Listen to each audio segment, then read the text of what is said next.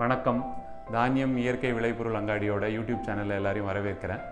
இப்போது ஆர்கானிக் ஃபுட்னா என்ன, ஆர்கானிக் ஃபுட்டோட நலன்கள் என்ன அப்படின்றத பற்றி பரவலாக நிறைய கருத்து நிலவுகிறது. ஸோ இந்த கருத்துக்களில் எது சரி எது தவறு இதை பற்றி கொஞ்சம் உங்களுக்கு எல்லாருக்கும் சொல்கிறதுக்காக தான் இந்த வீடியோ. முதல்ல ஆர்கானிக் ஃபுட்னா என்னது அதை நம்ம முதல்ல பார்க்கலாம். இப்போது ஆர்கானிக் ஃபுட் அதாவது அது தமிழில் நம்ம இயற்கை விளைபொருள் அப்படின்னு சொல்கிறோம். அப்படின்னா என்ன அர்த்தம் அப்படின்னா இயற்கை விவசாயத்தால் உண்டு பண்ண பொருள். அதாவது நம்ம ஒரு 50 வருஷம் இல்லை 60 வருஷம் முன்னாடி எப்போ ரசாயன உரங்களோ ரசாயன பூச்சிக்கொல்லி மருந்தோ அதெல்லாம் வர்றதுக்கு முன்னாடி எப்படி விவசாயம் செஞ்சாங்களோ அந்த மாதிரி விவசாயம் செஞ்சு அதுலேருந்து உற்பத்தி ஆகிற பொருளை வந்து நம்ம இயற்கை விளைபொருள் இல்லை ஆர்கானிக் ஃபுட்டுன்னு ஆங்கிலத்தில் சொல்கிறோம். ஸோ எல்லோரும் என்ன எண்ணிக்கொள்கிறாங்கன்னா இந்த மாதிரி ஆர்கானிக் ஃபுட்னால் விவசாயம் செய்யும்போது எந்த விதமான ரசாயன பூச்சிக்கொல்லி மருந்து அது போடக்கூடாது அப்படின்னு நினைக்கிறாங்க. அது உண்மை தான். ஆனால் அதை தவிர இன்னும் ஒரு சில பரிமாணங்கள் இருக்குது. என்ன அப்படின்னா இப்போது கெமிக்கல் அதாவது ரசாயனம் எங்கெல்லாம் உபயோகப்படுத்துகிறாங்க இப்போது பரவலாக ஆர்கானிக் ஃபுட்டில் மீதி நார்மல் ஃபுட் டிஸ்ட்ரிபியூஷனில் அப்படின்னு பார்த்தீங்கன்னா விவசாயத்தில் உபயோகப்படுத்துகிறாங்க.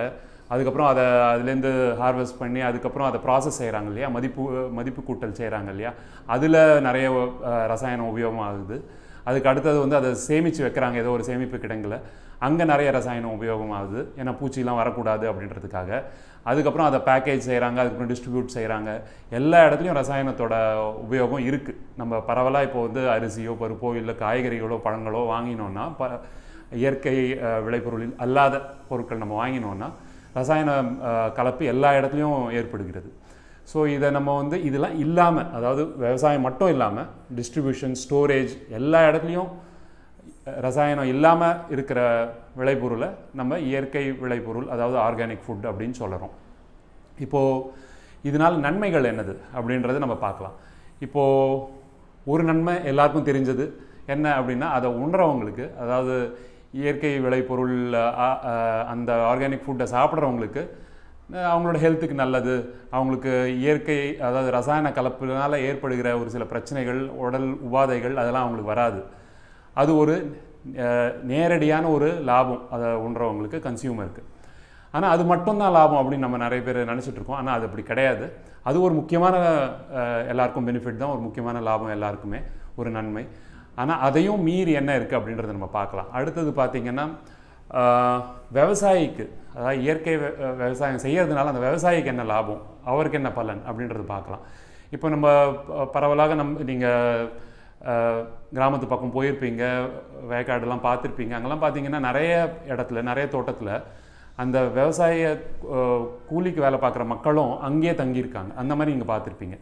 ஸோ அவங்க குடும்பம் ஒரு 2 குடும்பம் ஒரு தோட்டத்தை பார்த்துக்கிற மாதிரி இருக்கும். அந்த குடும்பத்தில் இருக்கிற பெண்டிர் அது அவங்களோட குழந்தைகள் எல்லாருமே அங்கேயே தான் விளையாடுறாங்க, அப்படியே தான் இருக்காங்க. ஸோ ஒரு தோட்டத்தில் ஒரு வயலில் நம்ம வந்து ரசாயனம் உபயோகப்படுத்த ஆரம்பித்தோம்னா அங்கே இருக்கிற குழந்தைகளுக்கும் அதனால் பாதிப்பு ஏற்படும். இப்போது நம்ம வழக்கமாக அது ரெகுலேஷன் என்ன இருக்குன்னா, ஒரு தோட்டத்தில் ரசாயன பூச்சிக்கொல்லி மருந்து அடித்தாங்கன்னா பக்கத்தில் ஒரு 2 நாளுக்கு 3 நாளுக்கு 4 நாளுக்கு அந்த மாதிரி ரெகுலேஷன் இருக்குது. போகக்கூடாது, இந்த பூச்சி மருந்து அடித்தான்னா இவ்வளோ நாள் போகக்கூடாது, அந்த மாதிரி ஒரு சில ரெகுலேஷன்லாம் இருக்குது. ஆனால் நம்ம நாட்டு கண்டிஷன்ஸுக்கு நம்ம இந்தியாவில் இருக்கிற நிலவரத்துக்கு அது சரி வராது. ஏன்னா இங்கே வேலை செய்கிறவங்களும் அங்கேயே இருக்காங்க, அங்கேயே தங்கியிருப்பாங்க. அதனால் அவங்கள அங்கே போகக்கூடாது அப்படின்னு சொல்ல முடியாது. அதனால் ரசாயனம் உபயோகத்தினால நேரடியாக பாதிக்கப்படுறவங்க விவசாய விளைநிலங்களில் வேலை பார்க்குற மக்கள். ஸோ நம்ம முழுமையாக இயற்கை விவசாயத்துக்கு மாறினோம் அப்படின்னா இந்த ஒரு குறிப்பிட்ட பாதிப்பு அவங்களுக்கு ஏற்படாமல் இருக்கும். இது ஒரு முக்கியமான அவங்களுக்கு வந்து ஒரு முக்கியமான ஒரு பலன். இப்போ இந்த பலனை நம்ம வந்து லேசாக மதிப்பிட முடியாது. ஏன் அப்படின்னு கேட்டிங்கன்னா, ஒரு சில ரசாயன பூச்சிக்கொல்லி மருந்துகள்லாம் நிறைய உபயோகப்படுத்துகிற ஒரு சில மாநிலங்களில் பார்த்தீங்கன்னா, உதாரணத்துக்கு பஞ்சாபில் எடுத்துக்கிட்டிங்கன்னா ஒரு ட்ரெயின் இருக்குது. அந்த ட்ரெயினுக்கே கேன்சர் ட்ரெயின்னு மொத்தமாக பேர் வச்சுட்டாங்க. எதுக்காக அப்படின்னா அந்த ட்ரெயின் வந்து ஒரு டிஸ்ட்ரிக்ட்டுக்கு போகுது. அந்த டிஸ்ட்ரிக்ட் ஹெட் குவார்ட்டர்ஸில் இருக்கிற ஒரு கேன்சர் ஹாஸ்பிட்டலுக்கு அந்த ட்ரெயின் போகுது. அதனால் நிறைய விவசாய நிலங்களில் வேலை பார்க்குற மக்கள் வந்து கேன்சர்னால் பீடிக்கப்பட்டு அந்த ட்ரெயினில் போகிறாங்க, அந்த கேன்சர் ஹாஸ்பிட்டலுக்கு போகிறாங்க. மொத்தமாக அந்த ட்ரெயினுக்கு அதனால் கேன்சர் ட்ரெயின்னு வச்சுக்கிட்டாங்க. ஸோ இது வந்து ரொம்ப இப்போது நீங்கள் நினச்சி பாருங்கள், இப்போ இந்தியாவில் குறிப்பிட்ட ஒரு சில நகரங்களை விட்டுட்டிங்கன்னா மொத்தமாக மீதி எல்லா இடமும் வந்து விவசாய விளைநிலங்கள் தான். ஒரு சில காட்டுப்பகுதிகள் இருக்குது, பட் முக்கால்வாசி வந்து விளைநிலங்கள் தான். ஸோ இவ்வளோ பெரிய நிலப்பரப்பில் பூச்சிக்கொல்லி மருந்துலாம் தெளித்தோன்னா அங்கே வேலை பார்க்குற மக்களுக்கெலாம் என்ன நிலைமை இருக்கும் அப்படின்னு நம்மளால் யோசித்து பார்க்க முடியும். இது இயற்கை விவசாயத்தை நம்ம வந்து ஊக்குவிக்கிறதுனால இந்த ஒரு பாதிப்பை நம்ம முழுமையாக தவிர்த்து விடலாம். இரண்டாவது, அடுத்தது விவசாயிக்கு என்ன பலன் அப்படின்னு பார்த்தீங்கன்னா, இயற்கை விவசாயம் செய்கிற மக்கள் வந்து அவங்களுக்கு நம்ம என்ன இயற்கை விவசாயத்தில் என்ன கற்றுக் கொடுக்குறாங்க அப்படின்னா தற்சார்பு, அதாவது செல்ஃப் சஃபிஷியன்சி. இப்போது விவசாயத்துக்கு தேவையான முக்கியமான பொருட்கள் என்னென்னு பாருங்கள். இப்போது விதை இருக்குது, அதுக்கப்புறம் உரங்கள், அதுக்கப்புறம் பூச்சி வந்ததுன்னா பூச்சிக்கொல்லி மருந்துகள். இது முக்கியமான இடுபொருட்கள் விவசாயத்துக்கு. இதில் ஒரு தற்சார்பு வந்து அடைஞ்சாங்கன்னா அவங்களோட செலவு, அதாவது விவசாயத்துக்கு உண்டான செலவு வந்து விவசாயிக்கு கம்மி பண்ணி கொடுக்க முடியும். இது வந்து இயற்கை விவசாயம் சொல்லித்தரவங்களோட ரொம்ப முக்கியமான ஒரு பாயிண்ட், ரொம்ப முக்கியத்துவம் கொடுப்பாங்க இதுக்கு.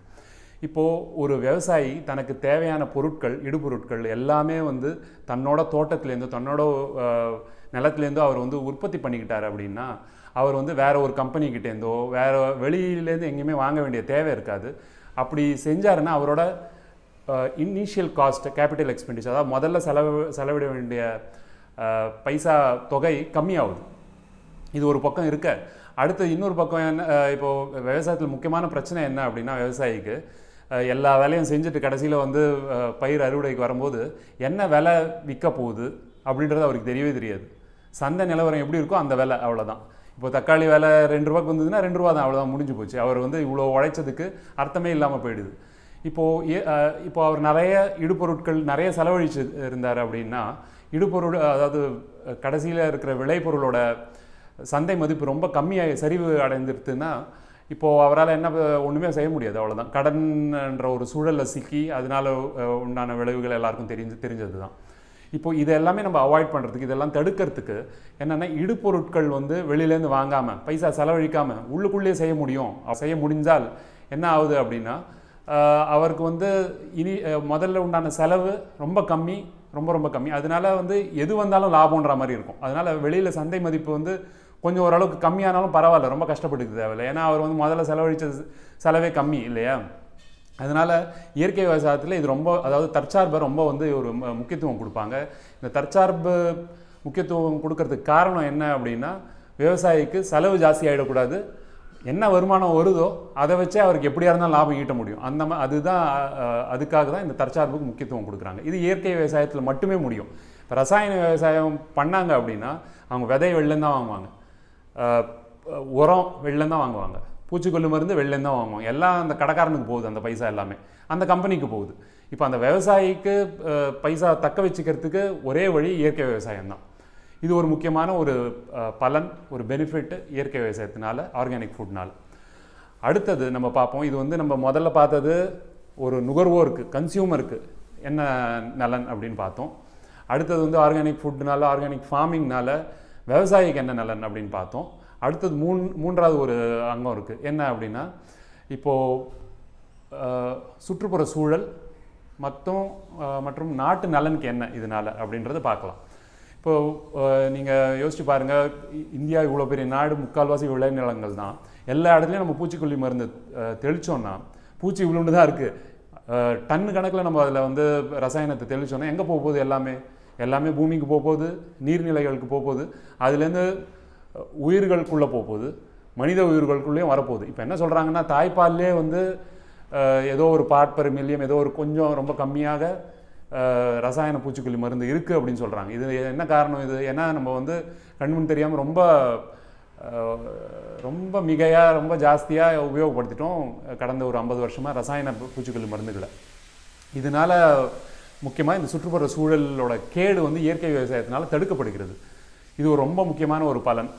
இதனால் மனிதர்களுக்கு மட்டும் இல்லை, மொத்தமாக அந்த ஃபுட் செயின் சொல்கிறாங்க இல்லையா, அந்த இயற்கையோட ஒரு சூழல் இருக்கு இல்லையா, எல்லா மிருகங்கள், செடிகள், கொடிகள் எல்லாருக்கும் இயற்கைக்கே அதனால ஒரு நலன் ஏற்படுகிறது. நம்மளுக்கு எல்லாருக்கும் தெரியும், இயற்கை நல்லா இருந்தால் தான் நம்மளும் நல்லா இருக்க போகிறோம் இல்லையா. ஸோ இது ஒரு முக்கியமான ஒரு பலன். அடுத்தது நாட்டு நலன் அப்படின்ற ஒரு பாயிண்ட்டை நான் சொன்னேன். அதில் என்ன நம்ம சொல்ல விரும்புகிறேன்னா ஃபுட் இண்டிபெண்டன்ஸ் அப்படின்னு ஒன்று இருக்குது. அதாவது உணவு தற்சார்பு. ஒரு தனி குடும்பத்துக்கும் அது தேவை, நாட்டுக்கும் அது ரொம்ப முக்கியமானது.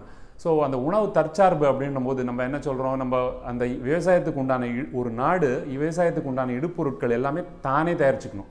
எந்த ஒரு வெளிநாட்டு மேலேயும் டிபெண்டன்சி இருக்கக்கூடாது. ஒரு வெளிநாட்டை அவன் மேலே தான் நம்பி நம்ம இருக்கிற மாதிரி நம்மளோட விவசாயம் இருக்கக்கூடாது. அப்படி இருந்ததுன்னா உணவுக்கே நம்ம வந்து வெளிநாட்டுக்கிட்ட போனோம் அப்படின்னா அதனால வேறு சில பக்க விளைவுகள் இருக்குது இல்லையா. இப்போ அவங்க சொல்கிறத தான் நம்ம கேட்கணும் அப்படின்ற மாதிரி இருக்கும்.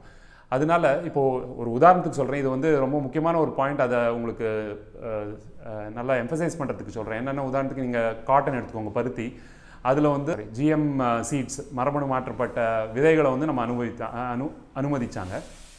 இதனால் என்ன ஆச்சு அப்படின்னா கிட்டத்தட்ட 95% வந்து வெளிநாட்டு கம்பெனி விற்கிற விதைகளை தான் நம்ம விவசாயி வாங்குறாங்க. அதாவது பருத்தியோட விவசாயம் 95% வெளிநாட்டு கம்பெனிக்கிட்ட இருக்குது அப்படின்னு நம்ம புரிஞ்சுக்கொள்ளலாம். இது வந்து உணவுக்கு மாறிச்சுன்னா எவ்வளோ ஆபத்துன்னு பாருங்கள். இப்போது இயற்கை விவசாயம் செய்கிறதுனால நம்ம என்ன ஆகுது, ஒரு விவசாயிக்கு வந்து நம்ம தற்சார்பை சொல்லி கொடுக்குறோம், அதை வந்து எம்ஃபசைஸ் பண்ணுறோம்.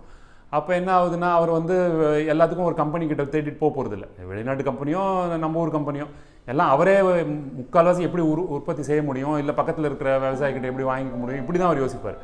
இதை வந்து நம்ம அரசாங்கம் ரொம்ப பரவலாக ப்ராபகேட் பண்ணாங்க அப்படின்னா நாட்டோட உணவு தற்சார்பு கண்டிப்பாக பாதுகாக்கப்படும்.